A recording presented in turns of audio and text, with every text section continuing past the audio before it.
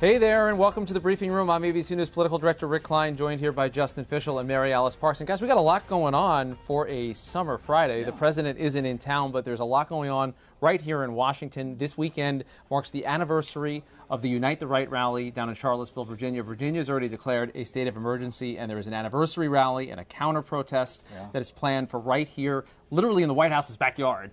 The president won't be here for it, but it is shaping up like a pretty major moment for President Trump and his leadership. And the president over the last year hasn't dialed back his racially divisive tone. He's often talking on those terms, often dividing the country, and criticized for it, but not backing down. And I think that if anything, in the last year, we've seen him double down on that kind of rhetoric.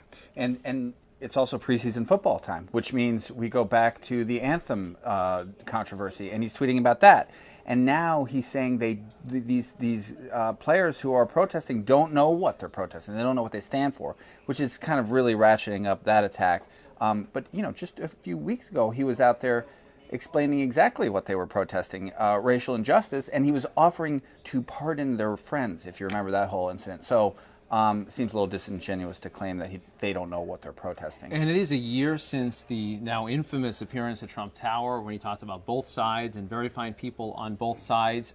Literally inexplicable in that he still hasn't explained exactly what he meant by that moment. He hasn't had a repeat of that, but as you guys mentioned, there's been so many instances where he's showed where his feelings are on issues that are very racially polarizing. Just last week with LeBron James and Don Lemon, his continual attacks on Maxine Waters' IQ. He's made Maxine Waters into some villain for his base. The amount of times people that are his ardent supporters bring up her name, you know, a prominent African-American congresswoman who, sure, disagrees with him, but he goes after her in a way that is astounding. And of course, the White House says, just so we're clear, he goes after anybody who goes after him. That's always sort of been his line. He's an equal opportunity attacker. And in setting up this weekend, I do want to share this. This is a pretty interesting interview, series of interviews that Heather Heyer's mother, Susan Breaux, gave to ABC News. This is what she said to Eva Pilgrim earlier today. This is the root of the problem, is that we've always acted as if people of color, particularly black lives, have never mattered in this country, starting with the genocide of Native Americans and moving right on through to slavery and beyond. And until we acknowledge that and try to make some reparation for that, I don't see how we as a country can move forward. We've got to heal the wounds that are so deep and so nasty and so infected. If we try to rush and heal it over and everybody just shake hands and get along, then we've solved nothing. And you're also seeing the mayor of Charlottesville talk directly about the president and his leadership. He is a central player in this weekend's events, whether or not he's anywhere near it or whether or not he tweets about it.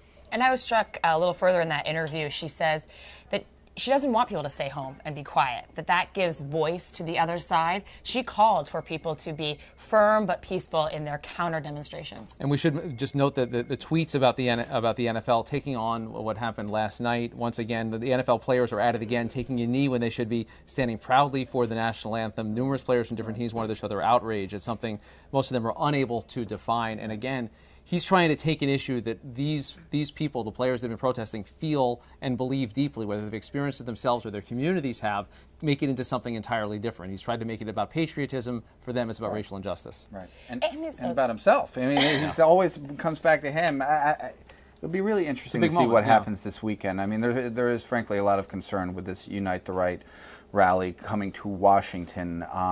You know, this is a big city, and there'll be a big police presence out there. There's a lot of anticipation, obviously, because it's the 1-year anniversary of Charlottesville. So it'll be very interesting to see how that plays out this weekend. And I want to. One of the best on those tweets, you know, the end of that second tweet, he said once again, he has before, that players should be suspended without pay. I just keep thinking we're talking about a private organization, a private institution. I mean, if employees at Walmart or Whole Foods were doing something that he didn't like, would he be out there publicly talking about how he thought that they should be punished, they should be not paid? Where's the line where the president's getting involved with a private company? Let's talk about the president's campaign manager. His trial, the former campaign manager, Paul Manafort's trial, has resumed in Washington. But after a weird delay for basically all of the morning, and that comes on the heels of another interesting exchange that was shielded from the public. I want to bring in our reporter who's been on the scene covering this for us, Catherine Falders. And Catherine, I understand there's no explanation yet for what happened this morning, but it does seem like what's happening a little bit off screen, just slightly out of the view of the public, has become quite intriguing in the last couple of days in this trial. Right, exactly. Whether they want to keep certain conversations they have with the judge privately sealed, which we saw as it related to an ongoing investigation, as I believe you referenced. And even today, Rick, they're on a 5-hour delay. Now, it didn't seem like anything too urgent. The judge came into the court, business as usual, called a member from the prosecution and the defense up to chat with him. When they do that, they play white noise in the courtroom, so you can't hear what they're discussing. But no explanation, even before the jury came in. So they finally called their first witness of the day to the stand at about 2:32 or 2:33. So here we are. It's only been about an hour, and the prosecution was expected to rest their case today. They haven't said anything differently, but as we've lost 5 hours, so I can't see how that happens. And earlier in the week, when the prosecution's star witness, Rick Gates, was testifying, he was asked about specifically whether he'd had further conversations with Mueller's team about the Trump campaign, and that part created a little bit of a row in the courthouse. Catherine, is there speculation that this is about protecting something else that Mueller's got? There's something else that he may be up to that they aren't ready to show their cards on? Maybe a little bit, but if you think about the terms of his plea agreement, he has to continue to cooperate with the special counsel, so he doesn't violate his plea agreement. We expect him to also appear in the other trial. So a little bit of that speculation, Rick, but nothing entirely unusual that we're seeing here. All right, Catherine Falders, thanks for keeping an eye on it all. We appreciate you checking in with us right here. Let's talk about this pretty extraordinary thing that's happening in court over the last couple of days. A federal judge threatening contempt of court for the Attorney General of the United States, Jeff Sessions, because there was a deportation procedure, and it turned out that the federal government had actually put the woman at the center of this and her child on a plane out of the United States in the middle of this proceeding. The judge in this was very angry about it. They ended up having to bring them back. But Mary Alice, this is really something. Quite a rebuke from the federal bench on something that's been going on. Yeah, I think that this is because they've reached a boiling point. This wasn't the first time the federal government has done this. There's actually been a number of documented cases where federal judges have said an asylum claim should be able to go forward, not ruling one way or another, but saying the court should be able to take up the case. There's enough there to take up the case, only then to be told, oh, too bad that they've already been deported. And this judge clearly just could not handle that trend anymore. Said this has gone too far, gone on too long. The federal government has been reprimanded by the courts for this behavior, for this practice, threatening to hold the Attorney General in contempt because that practice kept going on. And an odd week on immigration for President Trump all around. I mean, the other big thing that they're doing this week is they are readying a new rule to curb legal immigration. We hear him talk constantly about illegal immigration. Now they're going after people who are here legally, saying they want to create a rule that you can't get your green card, you can't become a United States citizen if in any time in the process you use social welfare advantages like Obamacare or CHIP. A wide range of programs that they are eligible for. They are not breaking any rules. Right. They've been told they're okay to use those programs. And it should not be surprising that legal immigrants would be taking advantage of these programs. You know, if they don't speak the language, they need help. They come over, they need help. It's part of the process. So. That is a really alarming push that they're going after. And all in a week that Melania Trump's parents, legal immigrants themselves, become citizens of the United States, beneficiaries of so-called chain migration that the president rails about all the time, says he wants a law changed around. Right, and you know, her parents, obviously, he wants able-bodied people who have merit and can work. He's a retired car salesman. So I mean.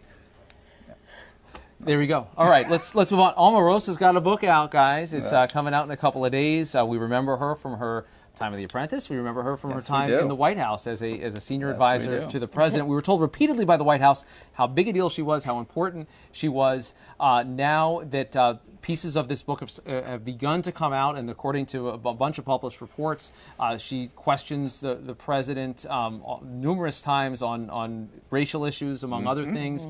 A lot of calls him a racist. Calls him a Basically, racist. Reports the book says that she calls him a racist. Says he repeatedly used the N-word. Although she doesn't say that she actually witnessed it herself, which Right. is, I think, an important caveat. But the White House is firing back. Sarah Sanders out with a statement basically saying Omarosa is sour grapes, a disgruntled employee that shouldn't be listened to any more than the media didn't listen to her when she was saying nice things before. Right. How much of a problem is this going to be for the president? Is he going to have to respond to Omarosa more directly? Probably. Sour grapes is a weird argument, too, from the White House since she chose to leave. That's our understanding. She wasn't fired. She's got an interesting tale around that as well, but yes. But right. I mean, the president asked her to serve, and then she couldn't handle it, basically, couldn't stand it, and chose to go. I think that it brings up a lot of themes we talk about all the time. The best people being around this president, what their relationship with the president is, if they think that he is stable for the job. She is not the first person close to him to raise concerns like this, and that's what makes it newsworthy, is it feels like a part of a trend. Yeah, I would just raise a little caution. We've talked about this in the newsroom today. I mean, there are already some factual inaccuracies pointed out in this book. Timelines don't match up. Statements don't match previous statements. People are denying things that are said. We have never, and Sarah Sanders has a point that we've never really looked at her in the media as a reliable character. And already some of these things are unreliable, but nevertheless, this will be the talk of the weekend in many ways. There are a lot of accusations in here. You know, she accuses him of eating paper, right? She walks in on him and he's eating paper. There's a lot that of odd actually ones. is in there. Another one's going to be hard to fact check. But yeah. It's Friday, and it is Fact Check Friday, That's and true. Fischel is here with his Fact Check Friday for That's us true, that's true. to round it all out. So tell us what the president was a little bit factually challenged around this week. So Challenged. It was a working vacation, and he had very few public events this week. But those thumbs don't take the week off. He was tweeting, and basically all our fact checks this week are about the tweets. The biggest one was about the California forest fires. I mean, they have record-breaking fires going there. It's a tough situation, and he basically accused California of mismanaging its water supply, saying they need to be diverting water from the rivers and not putting it out into the Pacific Ocean. But the big fact check here is California Fire says we don't need any more water. We have lakes all around the fires that we're using. One of the big fears is that he's really wading into an age-old gripe that the Central Valley farmers have, that they want more of this water for agriculture, and it's a fight with the fisheries and the environmentalists. They want to protect the salmon. So this was a big one, and it just seems like there might be an alternative motive there to sort of get himself involved in that. And there's been no real explanation from the White House. No, the like you said, the firefighters there and the state pushed back immediately, said that was not the case. But I think it also speaks to some pretty great insensitivities on the president's part. We're talking about people that lost their lives in California, thousands of structures destroyed. The pictures have been terrifying and heartbreaking this week. And the fact that the only tweet from the president was to kind of blame the state with this factually inaccurate statement felt a little heartless to me. And he actually ordered the Commerce Department to sort of seize control of the water flow, which raised a lot. I mean, that goes a lot farther than the tweets, and that is what really has people concerned, that he could be unilaterally making decisions about what to do with the water in California. And another topic I know you're tackling online today, sanctions. The president loves to rank things. Right. This is the biggest, the best, the boldest ever. This is all about undoing the Iran deal, and when he undid the Iran deal, all the sanctions that the U.S. had previously lifted on Iran were to snap back into place. That happened this week. But then he called them the most biting sanctions ever. But they're all snapback sanctions that were already in place. And so consider that, and also consider the fact that the Europeans haven't lifted their sanctions. So that's what made it really worse when there was, global cooperation on sanctions. We don't have that now. It's just unilateral U.S. sanctions. To call it the most biting ever is not accurate. All right, as we wind things to a close on a Friday, as we mentioned, it's a very big weekend here in Washington, a big weekend in Iowa as well with the Iowa State Fair. And Michael Avenatti, Stormy Daniels' lawyer, has been making the rounds in Iowa, letting it be known that he is considering a run for president.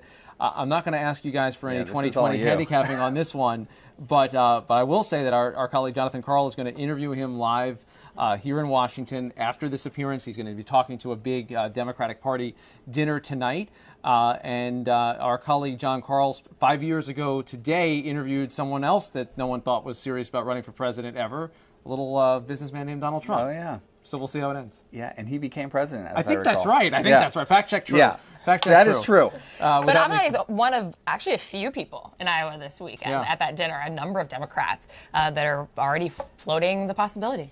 2020 now. Is he what's your prediction about it, Avenatti? Could he be a real contender? There's going to be like 25 Democrats that might run, so who knows? Yeah. And it's different in Iowa. You hit it off around a small table or a group of people in one kitchen or one backyard. It can make all the difference. He does have that quality, though. It's sort of like the rhetorical answer to President Trump, like no fear, kind of New Yorker. And people have already been impressed by his ability to I think throw it back. And he's probably better known than about half of those 25 That's that you're true. mentioning right there. All right, that does it for this edition of The Briefing Room. For Justin Fishel and Mary Alice Parks, I'm Rick Klein. Thanks for watching here at ABC News Live.